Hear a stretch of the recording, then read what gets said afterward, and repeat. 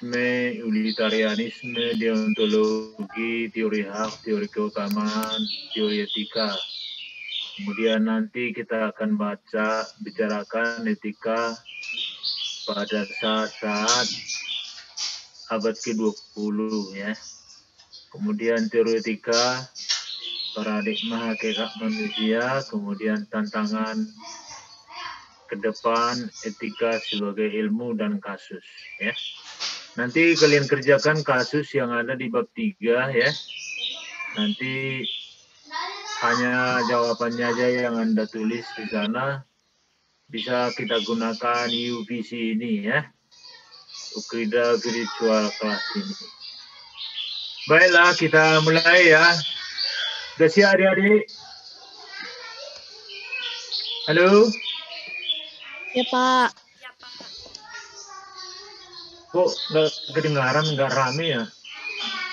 Udah pada kemana nih semua? Ya, Pak. Bukan tidur ya, bukan ya?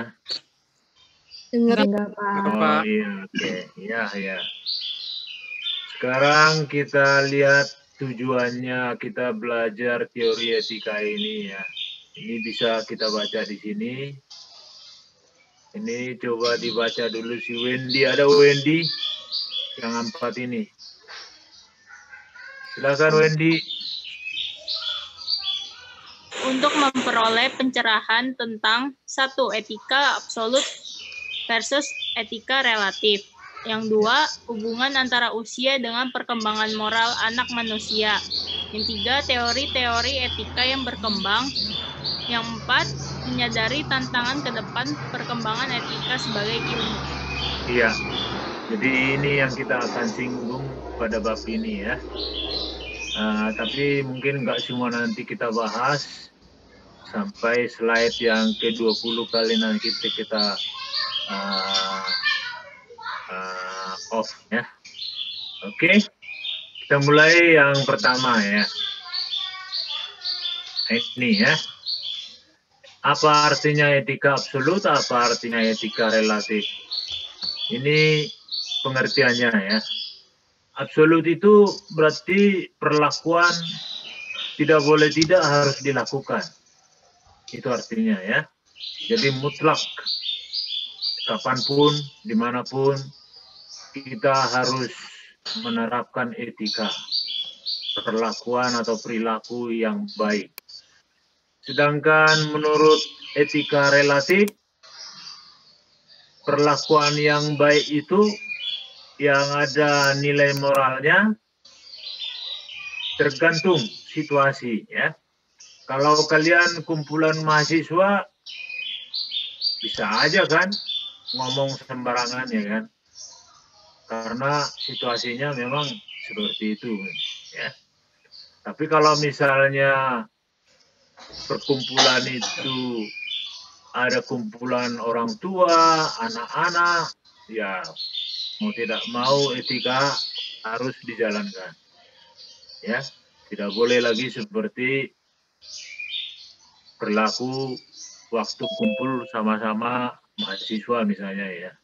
Yang bisa ngomong, misalnya temannya bilang, kurang ajar lu, kurang ajar kau, misalnya gitu ya. Nah itu dia.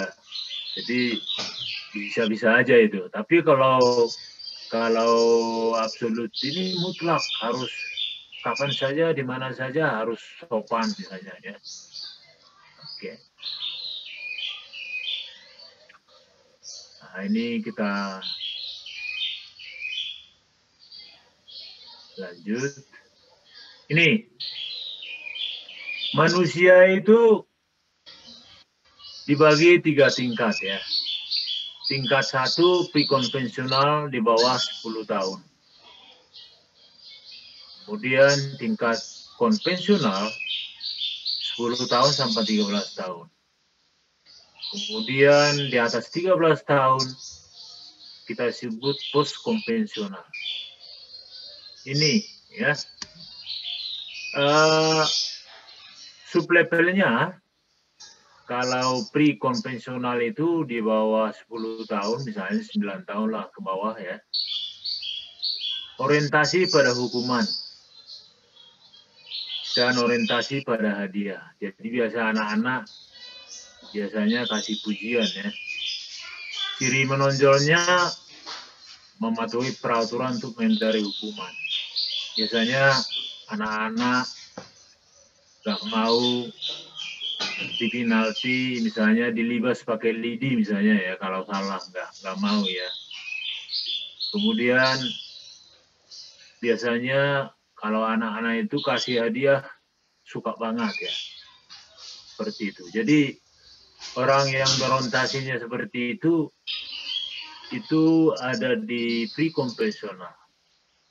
Ya, dari pre-konvensional, konvensi itu biasa ya, yang umum. Jadi sebelum yang umum, yang biasa misalnya. Sedangkan tingkat 2 namanya konvensional, ini orientasinya anak baik, kemudian orientasi otoritas. Suka ini pada tingkat 2 ini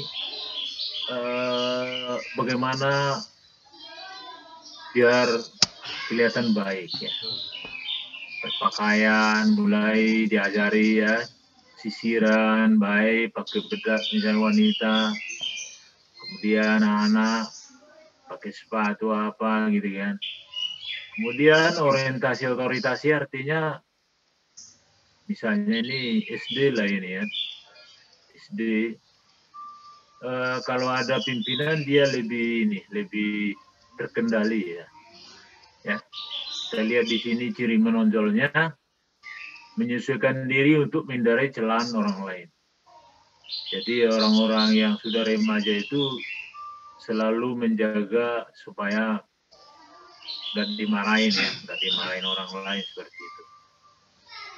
Kemudian lebih patuh terhadap hukum, peraturan sosial, dan tidak mau dia disalahkan oleh pihak yang berwenang di mana dia berada misalnya ya. Jadi selalu taat aturan lah ya. Oke, itu perkembangan manusia ya, dilihat dari umur ya. Kemudian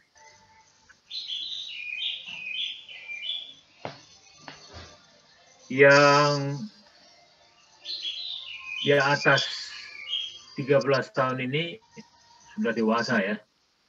Biasanya orientasi kontrak sosial. Dia selalu mengikat perjanjian ya. Sudah bisa membuat satu perikatan-perikatan. Dan juga mengandalkan prinsip etika. Jadi prinsip etika itu norma-norma lah ya.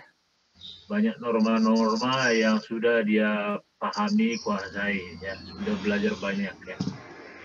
Apa ciri menonjolnya? Biasanya orang yang ada di tingkat-tingkat dewasa atau remaja dewasa ini, tindakan dilaksanakan atas dasar prinsip yang disepakati bersama. Nah, ini tidak kontrak ya, jadi perjanjian kesepakatan. Sedangkan prinsip etika, tindakan yang dasar pada prinsip etika yang dakin diri sendiri untuk menghindari penghukuman diri. Jadi di sini pada masa-masa remaja dia melakukan aturan-aturan atau etika itu supaya tidak ada penyesalan ya, penyesalan. Jadi dia lebih melihat pribadinya itu selalu berusaha perfect ya, sempurna. Kalau enggak, dia menghukum dirinya sendiri ya. Artinya menyesal ya. Biasanya penyesalan kalau masih belum terbiasa gitu, nggak apa-apa ya. Tapi kadang penyesalan terlambat misalnya begitu ya. Nah itu dia. Jadi dia tidak mau terulang lagi tindakan-tindakan yang tidak benar.